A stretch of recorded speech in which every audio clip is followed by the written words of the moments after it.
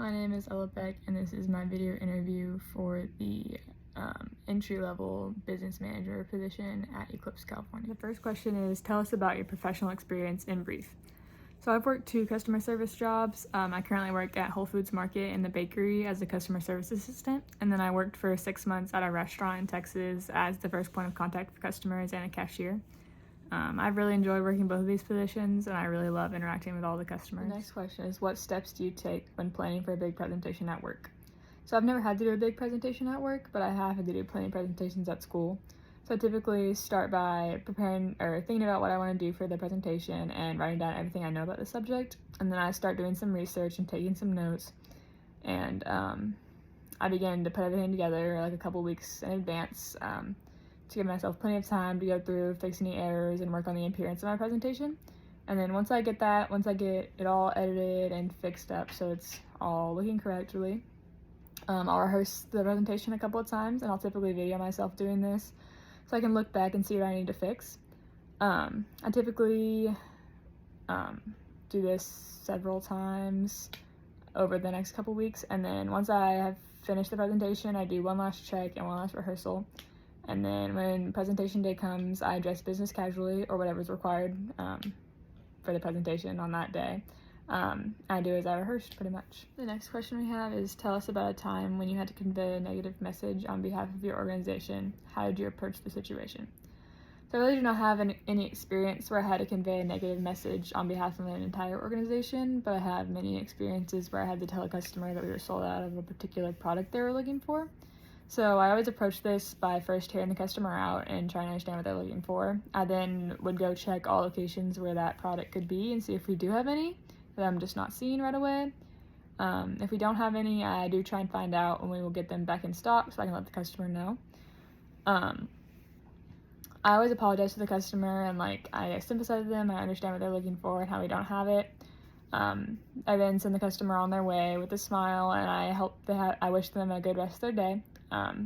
Although informing a customer that we're sold out of the product they're looking for would be negative for them, and it's not the best situation, I always try and approach it positively and with a smile. The next question we have is, what does professional and unprofessional communication at work mean to you? Give us some examples.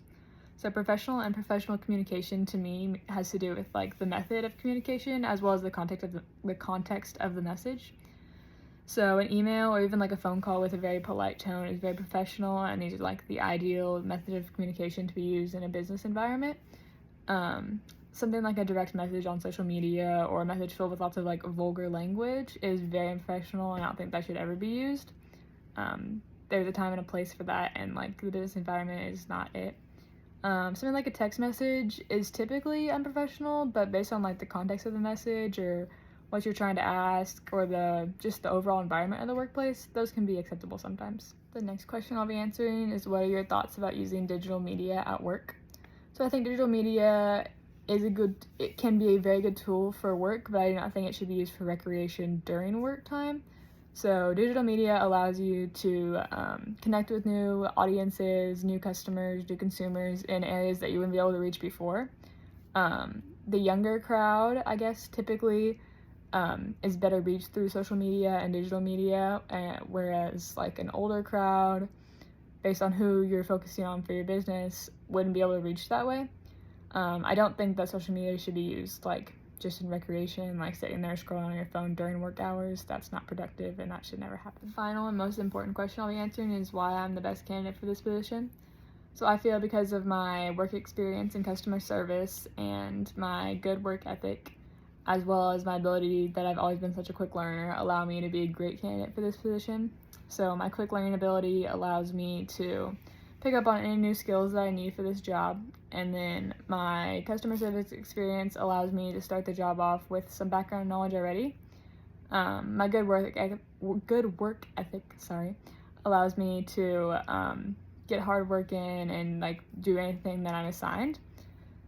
So I believe based on these things that I'm one of the best positions. I've also held leadership positions on many levels of volleyball teams. Most recently, I'm playing college volleyball for Westcliff University. I've also held many student leadership positions throughout my school career.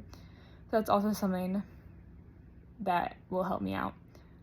these leadership positions, my good work ethic, my experience in customer service jobs in the past, as well as my quick learning. Allow me to be one of the best candidates for this position. And that concludes my video interview for this week. My name's Ella Beck. Thank you for your time, and I hope to hear back from you soon.